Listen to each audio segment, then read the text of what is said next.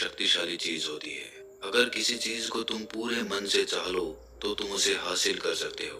ये मैं नहीं कहता, ये सभी महापुरुषों का कहना है। लेकिन अगर ये सत्य है, ये सच है, तो जो हम अपने मन से चाहते हैं वो हमें हासिल क्यों नहीं होता है? भाई, कोई भी इंसान अपने मन में दुख तो नहीं चाहेगा, लेकिन वो रहता तो दुखी है। हर इंसान अपने मन से तो कामयाब होना चाहता है, खूब पैसा कमाना चाहता है, लेकिन फिर भी वो कामयाब नहीं होता। भला ऐसा दुनिया में कौन इंसान होगा जो अपने मन में ये चाहेगा कि मैं नाकामयाब रहूं या मैं पैसा ना कमाऊं? सोचने की बात है। तो इसमें दो चीजें निकल के सामने आती हैं। या तो वो महापुरुष गलत थे जिन्होंने ये बात बोली कि मन से चाही हुई चीज हासिल हो जाती है, या फिर हम गलत हैं। आज की कहानी जो मैं आपको सुनाने वाला हूँ उसमें आपको एक ऐसा मंत्र मिलेगा। उसे समझने के बाद आपको एक ऐसा मंत्र पता चलेगा जिससे आप ये समझ पाएंगे कि अपने मन से कोई भी चीज कैसे करवाई जाती है, मन में किसी भी बात का बीज कैसे बोया जाता है। ये इस कहानी से आपको अच्छी तरह से समझ में आ जाएगा, और इससे आप ये भी समझ पाएंगे कि आकर्षण का नियम, लॉ ऑफ अट्रैक्शन कैसे काम करता है। कहानी छोटी सी है लेकिन बहुत ही गहरी है। इससे पहले कि आप इस कहानी में खो जाएं, इस चैनल को सब्सक्राइब जरूर कर लें। तो चलिए कहानी शुरू करते हैं। एक बार की बात है, एक आदमी के जीवन में सिर्फ दुख ही दुख थे। वो जो भी काम करता उस बेचारे का वो काम पूरा ही नहीं होता। घर में आता तो घर में कलेश बना रहता, किसी से कोई मदद मांगता तो कोई उसकी मदद नहीं करता। ऐसा लगता था कि चारों ओर से दुखों का पहाड़ उसी पर टूट पड़ा है। उसे समझ नहीं आ रहा था कि मैं इन दुखों से पार कैसे पाऊं। वो दिन रात यही सोचता रहता कि अपने दुखों से छुटकारा कैसे पाना है। इसी कारण से वो रात में सो भी नहीं पाता था। उसकी आंखों के नीचे बड़े बड़े काले घेरे बन गए थे, जो इस बात का प्रतीक थे कि वो आदमी कितना दुखी है और कितना चिंतित है। कभी कभी तो उसके मन में आत्महत्या करने के भी ख्याल आते थे, लेकिन अपने परिवार की चिंता करके वो ये कदम नहीं उठा पाता था। वो इतना दुखी हो गया कि उसने निर्णय किया कि वो इन दुखों से छुटकारा पाके रहेगा। इसके लिए चाहे उसे कितनी भी मेहनत करनी पड़े, कुछ भी करना पड़े, चाहे अंगारों पे चलना पड़े, लेकिन इन दुखों से छुटकारा हासिल करके रहेगा। ऐसे ही एक दिन उसने अपने मित्र से पूछा कि मैं अपने जीवन को कैसे सुधारूं। उसके मित्र ने उसे बताया कि तुम किसी बाबा के पास जाओ। बाबाओं के पास ऐसा मंत्र होता है जिससे सारे दुख मिट जाते हैं, जीवन खुशियों से भर जाता है और धन संपदा भी हासिल हो जाती है। तुम किसी ऐसे बाबा को ढूंढ लो, बस तुम्हारा काम बन जाएगा। उस आदमी के मन में ये बात पूरी तरह से पक्की बैठ गई कि कोई बाबा ही मेरा दुख दूर कर सकता है, और इसीलिए उसे किसी भी बाबा के बारे में पता चलता तो वो उस बाबा के पास पहुंच जाता, उस बाबा को अपनी समस्या बताता और उससे उसका समाधान पूछता, और कहता कि बाबा, मैं कुछ भी करने के लिए तैयार हूँ, लेकिन मेरी इन समस्याओं से मुझे छुटकारा दिला दीजिए। आप जो कहेंगे मैं वो करूँगा, लेकिन मेरे जीवन को सुधार दीजिए।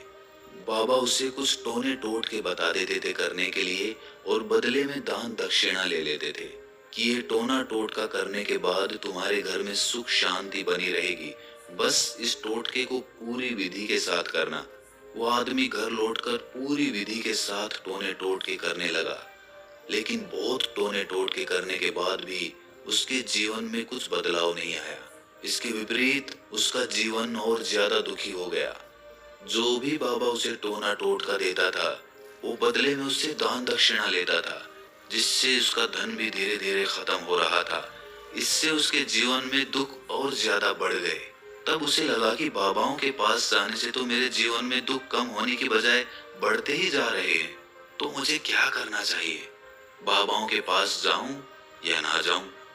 फिर एक दिन एक आदमी ने उसे बताया कि तुम अपने घर में किसी पंडित को बुलाकर हवन करवा लो।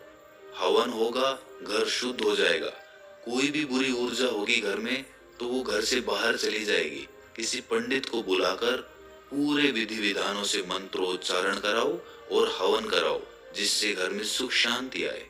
उस आदमी के मन में ये बात बैठ गई और उसने एक पंडित को अपने घर पर बुलाकर हवन करवा दिया। हवन अच्छी तरह से संपन्न हुआ।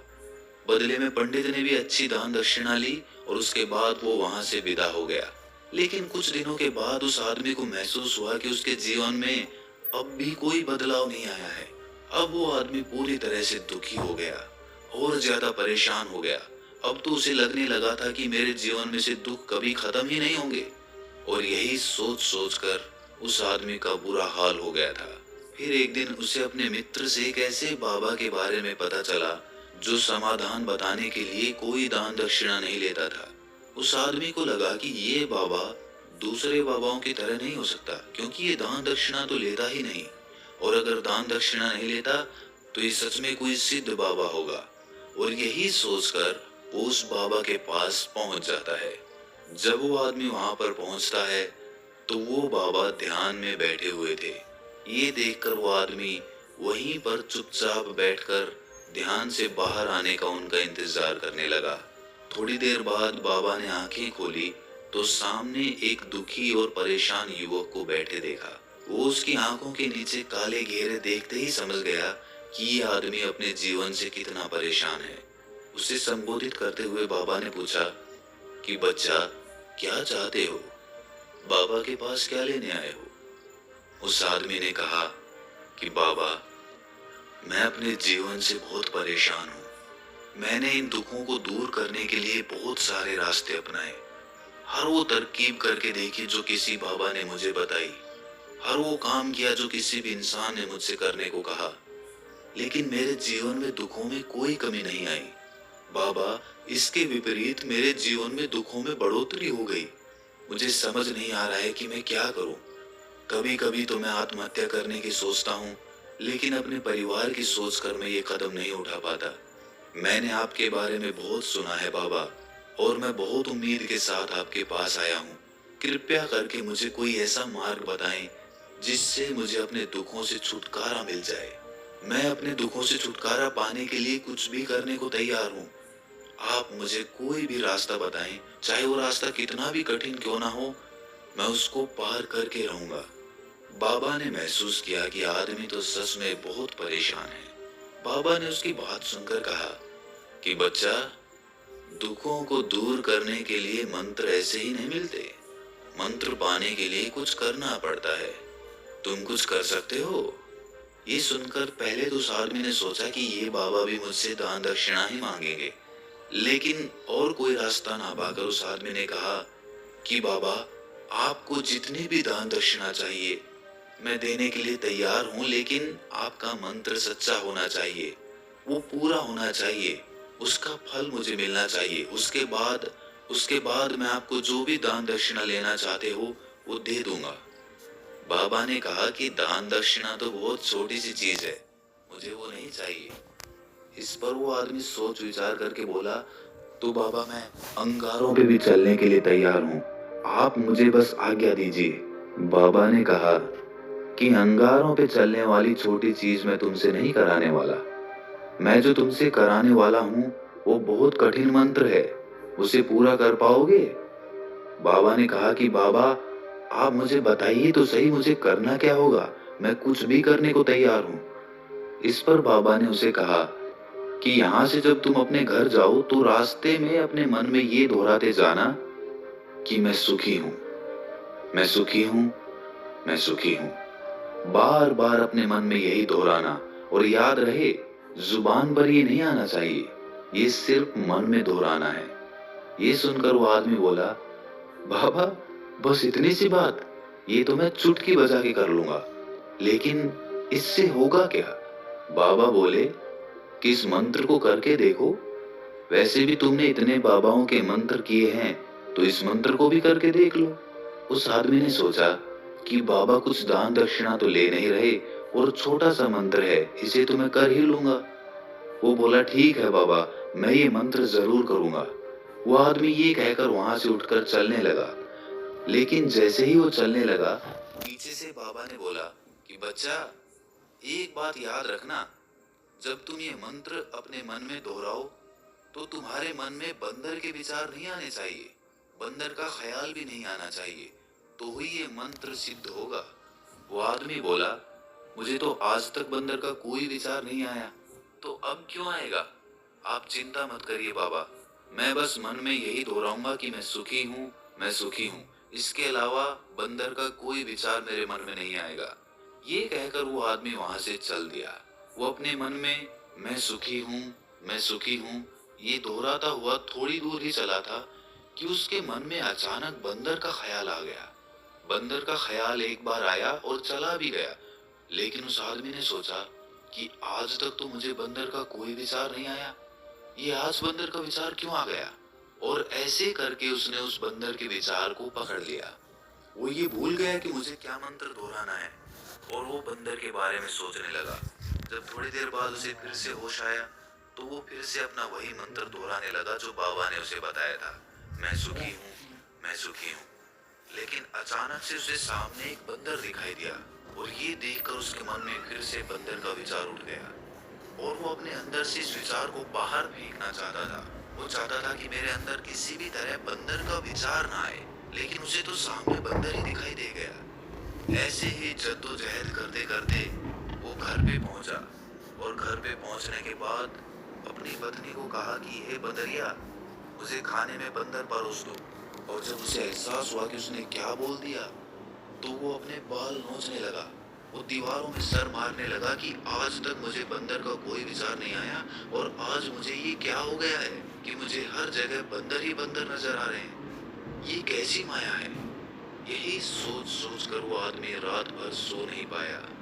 रात भर करवटें बदलता रहा और सुबह उठकर सीधे उसी बाबा के पास पहुंच गया और उसके चरणों में गिरकर कहा कि बाबा, पता नहीं क्या चमत्कार हो रहा है, आज तक मुझे बंदर का कोई विचार नहीं आया, लेकिन कल से जब से आपने मुझसे कहा कि बंदर का विचार नहीं आना चाहिए, तब से मुझे हर जगह बंदर ही बंदर नजर आ रहे हैं। उस आदमी ने कहा कि बाबा, मुझे तो आपके पीछे पेड़ पर बैठा हुआ बंदर भी केले खाता हुआ दिखाई दे रहा है, ये हो क्या रहा है बाबा। ये सुनकर बाबा हंसने लगे। बच्चा, मन का जाल एक ऐसा जाल है जिसे समझ पाना इतना आसान नहीं है। बंदर तो तुम्हारे रास्ते में पहले भी आते थे। जब तुम मेरे पास आए थे तो इन्हीं पेड़ों पे ये बंदर घूम रहे थे, लेकिन तब तुम्हारे ध्यान में ये बंदर नहीं था। तब तुम्हारे ध्यान में सिर्फ अपने दुख थे। इसके बाद बाबा ने उसे बताया कि बच्चा, हम जिस चीज से भी दूर भागना चाहते हैं वही चीज हमारे मन में बहुत गहरे में प्रविष्ट हो जाती है, वो हमारे अंतर मन में समा जाती है। असल में हम जिस चीज से भी छुटकारा पाना चाहते हैं उससे छुटकारा इसीलिए पाना चाहते हैं कि वो हमारे साथ बहुत गहरे से जुड़ी हुई है और हम जितना ही उससे छुटकारा पाना चाहते हैं वो उतनी ही गहरी हमारे मन में बैठती चली जाती है और आखिरकार वो हमारे अंतर मन में छा जाती है। ऊपर से तो हम चाहते हैं सुखी होना कि मैं सुखी हूँ, हमारे होंठ भी यही बोलते रहते हैं, लेकिन हमारे मन में दुख समाये होते हैं। हमारे विचारों में, हमारे मन में हमें दुख ही दुख दिखाई देते हैं। इसीलिए अपनी जुबान से बार बार ये बोलने से कि मैं सुखी हूँ, हम सुखी नहीं होंगे जब तक ये मंत्र हमारे अंतर मन में प्रविष्ट नहीं होगा। इस पर उस आदमी ने पूछा कि बाबा, लेकिन ये मंत्र हमारे अंतर मन में प्रविष्ट कैसे होगा। ये सुनकर बाबा ने कहा कि बच्चा, अपने दुखों से लड़ना बंद कर दो। जब तक तुम अपने दुखों को दूर करने की सोचते रहोगे तब तक वो दुख तुमसे चिपके रहेंगे, तब तक वो दुख तुम्हारे अंतर मन पर अपना राज जमाए बैठे रहेंगे। और जिस दिन तुम उन दुखों के बारे में सोचना ही छोड़ दोगे, उन दुखों से छुटकारा ही नहीं पाना चाहोगे, उसी दिन से तुम्हारी जिंदगी से दुख गायब हो जाएंगे। क्योंकि किसी भी चीज से छुटकारा पाने के लिए हमें उस चीज के बारे में सोचना पड़ता है और हम जितना ही उस चीज के बारे में सोचते हैं वो उतनी ही गहरी हमारे मन में प्रविष्ट होती चली जाती है। हम अधिकतर समय दुखों के बारे में ही सोचते हैं। हम यही सोचते हैं कि हमारे जीवन में दुख है और हमें इससे छुटकारा पाना है। इसी वजह से बार बार सोचने से वो दुख हमारे अंतर मन में प्रविष्ट हो जाते हैं और हमें एहसास भी नहीं होता। इसीलिए अगर तुम दुखों से छुटकारा पाना चाहते हो तो दुखों से छुटकारा पाने के बारे में सोचना छोड़ दो, तुम्हें दुखों से छुटकारा मिल जाएगा। अक्सर आदमी धूम्रपान छोड़ना चाहता है, शराब छोड़ना चाहता है, सुबह अपने आप से ये वादा करता है कि मैं कोई भी गलत काम नहीं करूंगा, लेकिन शाम को जब लौटता है तो नशे में चूर होकर लौटता है। ऐसा क्यों होता है कि कि जो हम सोच रहे हैं वो पूरा कर ही नहीं पा रहे हैं। असल में हम उस चीज को बहुत ज्यादा तवज्जो दे रहे हैं, उस चीज को बहुत ज्यादा अहमियत दे रहे हैं। जब भी हम उस चीज को छोड़ने के बारे में सोचते हैं तो हम उसकी इम्पोर्टेंस यानी कि विशेषता और ज्यादा बढ़ा देते हैं। हमारा मन उस चीज के बारे में जितना ज्यादा सोचेगा, शराब या धूम्रपान छोड़ने के बारे में जितना ज्यादा सोचेगा, हमारा मन उतना ही उस चीज के पीछे ज्यादा भागेगा। हमें उस चीज से लड़ना नहीं है, बल्कि बिना सोचे गुजर जाना है। और अगर इस मंत्र को हम समझ लेते हैं तो हम अपने जीवन में जो भी पाना चाहते हैं उसे अपने अंतर मन में डाल सकते हैं। और एक बार वो लक्ष्य हमारे अंतर मन में बैठ जाता है तो फिर सफलता पाने में कोई समस्या नहीं आती, कोई दिक्कत नहीं आती। तो दोस्तों, कैसी लगी आपको ये कहानी कमेंट सेक्शन में जरूर बताएं, और अच्छी लगी तो इस चैनल को सब्सक्राइब करना ना भूलें। तो मिलते हैं अगली कहानी में, तब तक के लिए अपना